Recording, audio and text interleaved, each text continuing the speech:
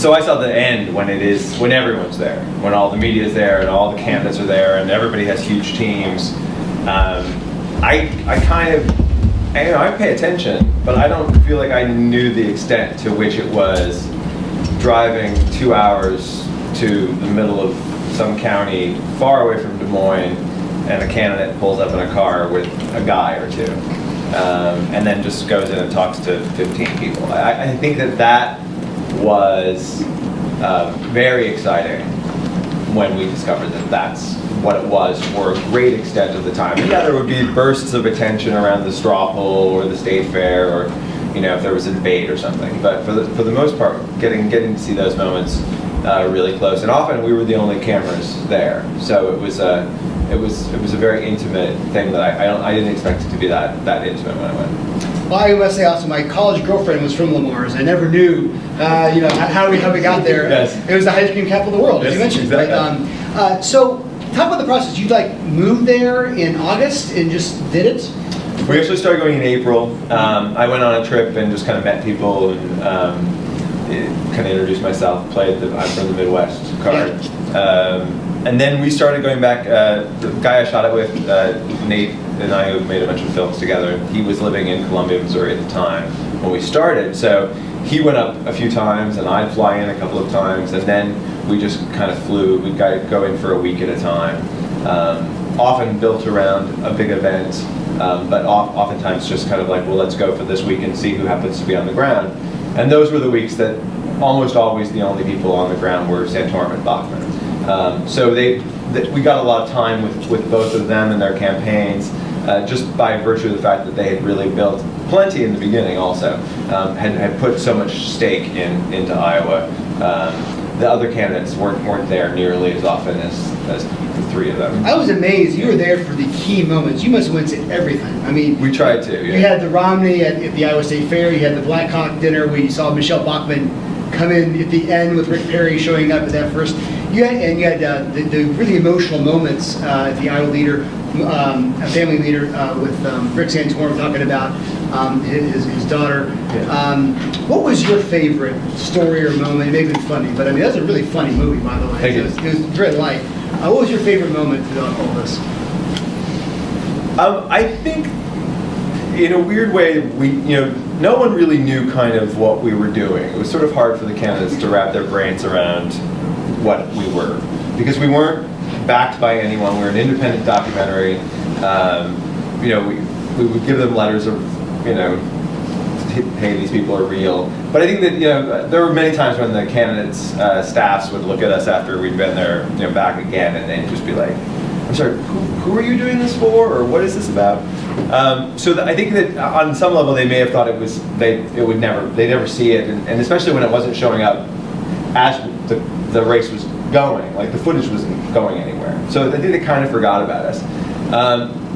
When we knew the results of the poll, the final Des Moines Register poll, which is gospel. It is absolutely accurate. It's unbelievable. Yeah, and it is a state secret. I mean, I signed my life away to be able to shoot that. I broke up with a different girlfriend working on the campaign who wanted to know the numbers an hour before. I was like, we had a deal. This is not happening. Yeah, and it was so I had to. It was a real study in both being trying to be there with the camera when the campaign found out, which I knew they were going to get good numbers, but I couldn't overplay my hand also to try to get it. So that was fun, because it was one of the weird times when I knew something that the campaign didn't, and I knew I had to try to get the moment without sort of tipping them off that I knew. So that was really fun. But I loved the whole process. It was just so many days were. Just these amazing small things, even things that didn't make the movie. I mean, Nate came back and he shot the scene where Newt Gingrich is talking about the zoos with the reporter, and he's like, "Oh my God, I've shot this most amazing thing," and then we just would sit and watch it, which was the Omaha Zoo, by the way. It was the Omaha Zoo. It wasn't even in Iowa. It was fine. Yeah, it's an Omaha Zoo. Yeah, but it was those kinds of things, just like getting excited about what you'd seen that day. So. One last question. I want to open up to your questions, and we'll get this moving on, because I know that we've been here a while for a good cause. What's the deal with Marcus Bachman? What were you trying to do with him in this movie? Crack me up. So Marcus, he was there on both the day she announced, but also we were with them their entire first full day of campaigning, and I think the story had recently come out that one of the things that his clinic does is do therapy on gay men, particularly, and that try to get them to lead that lifestyle. Yeah, and he was very clearly not wanting to talk to any reporters, and reporters would be going up to him and saying like, Mr. Bachman, can we have a moment? He's like, oh, I'm not talking to the press. I'm just here to support my wife. And so the few times that we saw him, he was very much that guy. I'm not going to talk to anybody. I'm not going to be out in front of the campaign. So that day, when he grabbed the mic and started talking, was something that none of us had seen before. And he says afterwards, oh, they're already saying, shut up, Marcus. Well, that was because Byron York, who's a famous conservative columnist, was there. Went up to him right away and goes like, oh, are you now like a spokesperson for the campaign? Are you now like going to be speaking? And it was a big reaction. And that to me just struck me as, to me, it was the moment that Marcus decided, I have to take over now to save this campaign. I have to like, people haven't done a good job to like keep this campaign on track. This is me unleashed. I'm gonna say what I think needs to be said to save the campaign. I'm going to thumb wrestle with a guy who can't thumb wrestle a guy. Yes. And that's just the kind of thing. It's like I think political spouses, you probably shouldn't arm wrestle, thumb wrestle, play tiddlywinks. I mean, whatever for votes. But also just because then at the end he was saying, and someone else, I think Jason from the Des Moines Register also overheard him say to someone that Santorum didn't have a chance, and they really felt like Santorum was a possible person to eat votes away from them. So that was an interesting thing to take on. And he's a character, and I think whatever you want to. Whatever you want to take from him or ideas you might have from his appearance in the film, that's the guy. That's who he was on the campaign. So. All right. Any questions? This is New Hampshire, guys. We gotta ask questions. Are you gonna do anything in the future in politics? Are you gonna come to New Hampshire? Well, I'm actually going to start a new project really soon. I'm going to do a series for Al Jazeera America. I'm going to do a 3-part series about the midterms. So I'm going to be out in the world this year, kind of just examining a few races and trying to see if I can sense anything about the national mood while the race is still going on. And one of the things that was really interesting to us in Iowa, these people who were so energized and passionate about the immigration issue. And it was interesting to us because, when you're in Iowa, it's pretty white there, and it didn't seem like they were having to like keep people away from the state line. But clearly there were these citizens who were really just sure that this was something that was going to be just detrimental to the United States and to their way of life, and it was happening now, and it was going to keep happening. And I just felt like that's the kind of thing I would like to sort of explore, is if you could be on the ground and sort of see, why people are engaged specifically about an issue in a specific place, maybe more so than they would be somewhere else. Where does it come from? Is it what they're hearing from talk radio? Is it what they're hearing from cable television? Is it what they're hearing from their politicians? And will it ultimately affect how they vote in the upcoming elections? So that's the challenge I'm going to take on this year. I've been asked a bunch about coming to New Hampshire. That would be really fun. So yeah. I have a question and a comment, and I'll start with the question. Sure. So I was sort of wondering as I was watching it, I noticed that it's sort of like cinema verite almost. Mm-hmm. Like there's not a lot of direct editorial director, at least that non-professional such as I could not detect. So I was like, well, okay. Obviously there's the funny moments and there's the touching moments, but I was kind of wondering, I don't know, it didn't seem to be building towards anything. And I know it's a documentary, but I mean, I don't know, like especially also with the different candidates, like obviously you get a sense of their personality, it's great. But it's like, I don't know. I was kind of wondering, like, okay, like, this person is really nice, okay, now what? I mean, like, it was very personal, and that was, like, so powerful. I just wasn't sure why. Well, it's interesting. I mean, I don't, the way I tend to make films are, I mean, a lot of documentaries are made to try to get you to think something.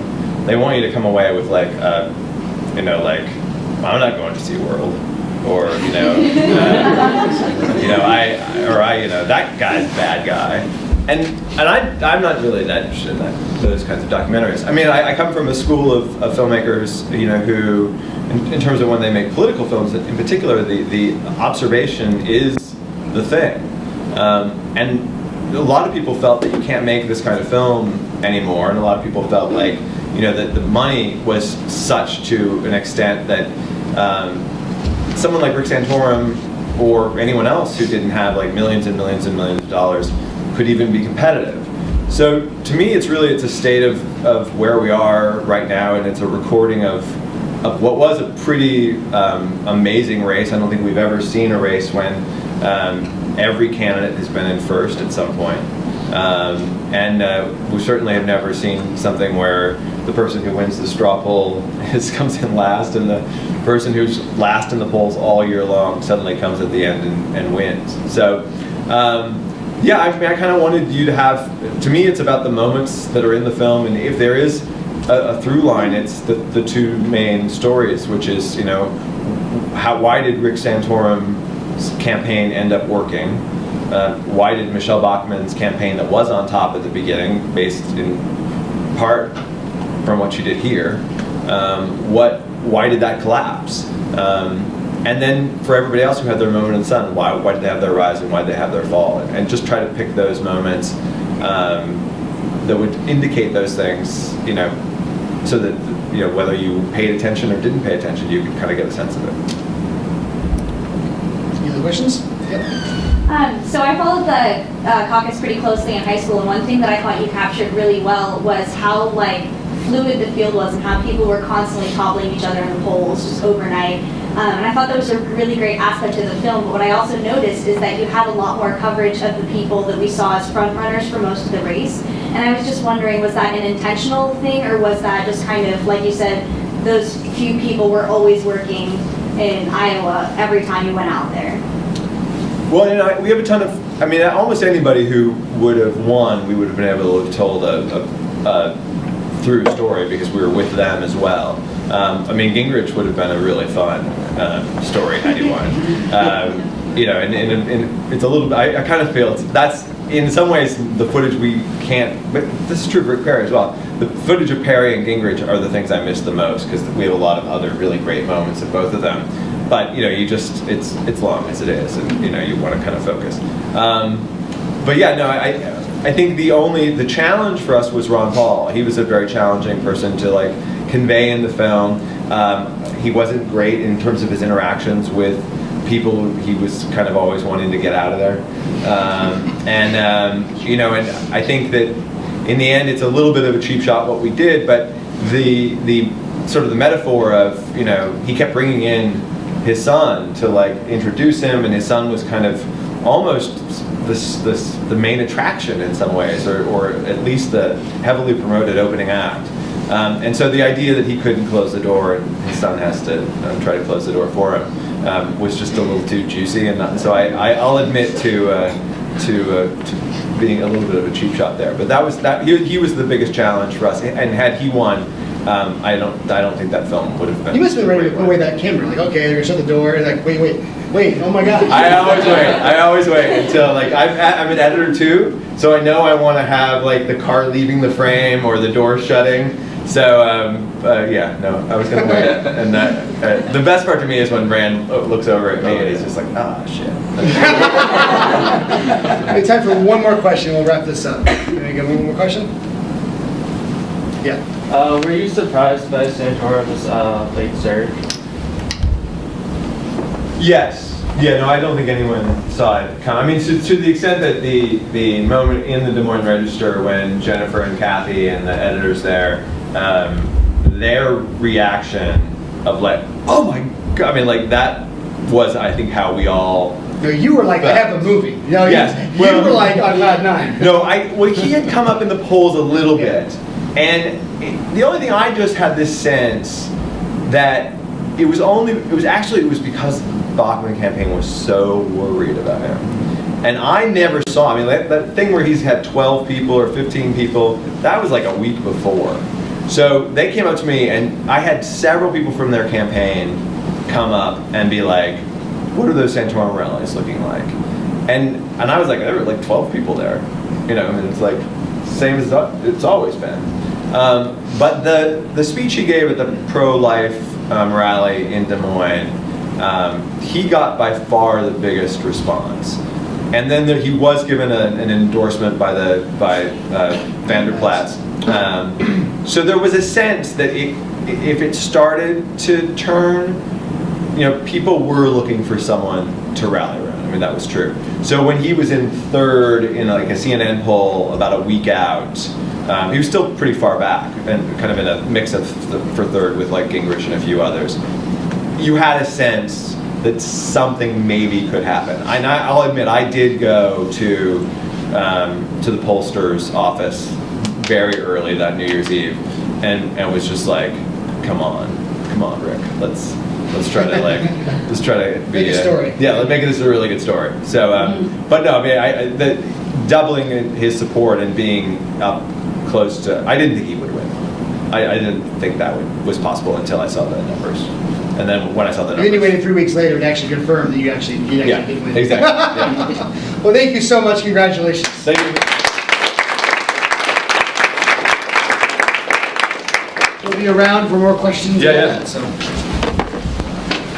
We're just happy that you follow us for